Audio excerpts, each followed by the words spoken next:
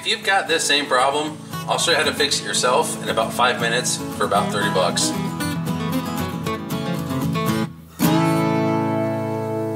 So you turn the handle off and the water keeps coming out of the faucet. If you fiddle with it, there, it stays off that time. It's actually a pretty easy fix. All you need to do is buy this handle cartridge off Amazon and install it right here. The first step is going to be to go under the sink and turn the water off. And this right here is what you're looking for. There's going to be two of these, one for the hot and one for the cold. The other one's back here behind my garbage disposal.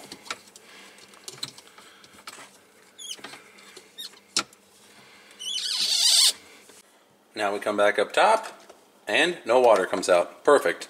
It's off. Next, you're going to want to take a 1/8 inch hex key or Allen wrench, and there's a little set screw right here that you're going to need to take out. Just hold on the handle while you're turning it.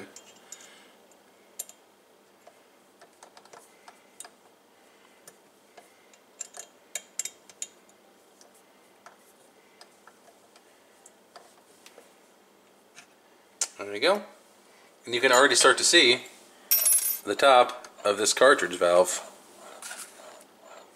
Next, we've got to get this piece off. All you do is grab it with your hand and unthread it. That's it. Now, you'll see this little brass ring. To get this off, I suppose if you had the correct size socket, you could put it on there. I'm doubting most of you have that. You can get a crescent wrench or just a pair of pliers. Get on there nice and snug and twist it out. It shouldn't be in there very tight whatsoever. A couple turns and I can easily unthread it by hand.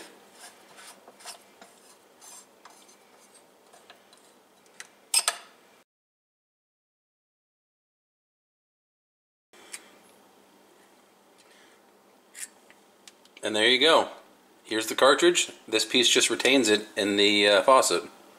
And your replacement part is going to be RP50587. I'll link this down below in the description in my Amazon store. If you do buy it through there, I do get a small percentage of the profits from that from Amazon. I've been told if you contact Delta, they will send you a new one of these for free, but you have to provide receipts and stuff I don't have, and I didn't feel like messing with it. And like I said, it's roughly, and it was roughly $30 on Amazon, so I didn't feel like hassling with it, honestly.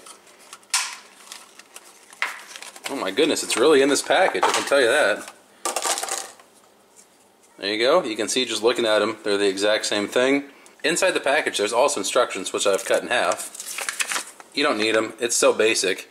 This little ring that I said shouldn't be that tight is only 7 to 100 inch-pounds. That's virtually nothing. That's pretty much hand tight.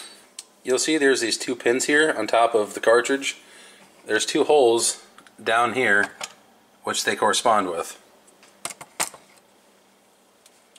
Just stick your cartridge in those holes. Take this retainer piece, slide it over top, and thread it in.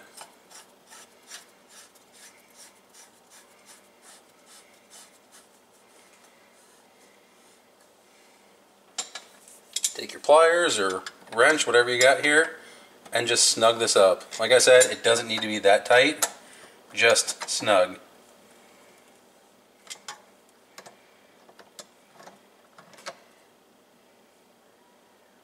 That's good.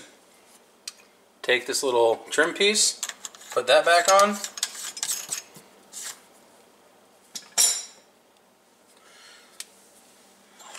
And then if you look close here, there's a flat spot.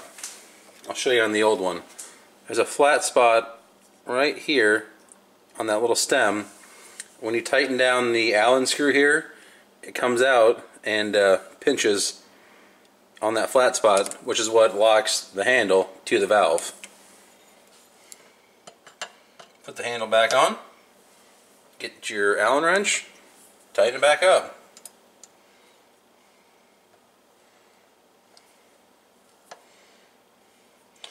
And as you do this, you're going to want to kind of jiggle the handle around a little bit That will help that Allen screw find the flat spot. If you're coming down on the edge of it like this, as you jiggle the handle, it'll get it lined up to where it needs to be.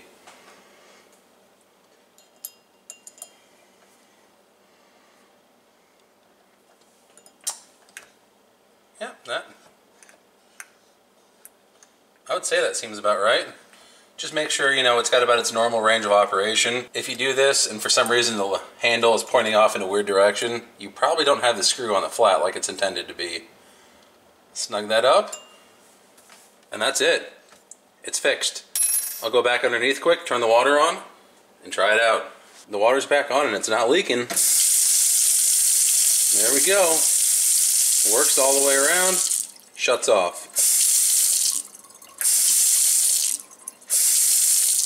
So quit putting this off and go ahead and fix it. You saw how easy that was. It's just this tiny thing. Like I said, I'll link it down below in the description of my Amazon store if you want to get it from there.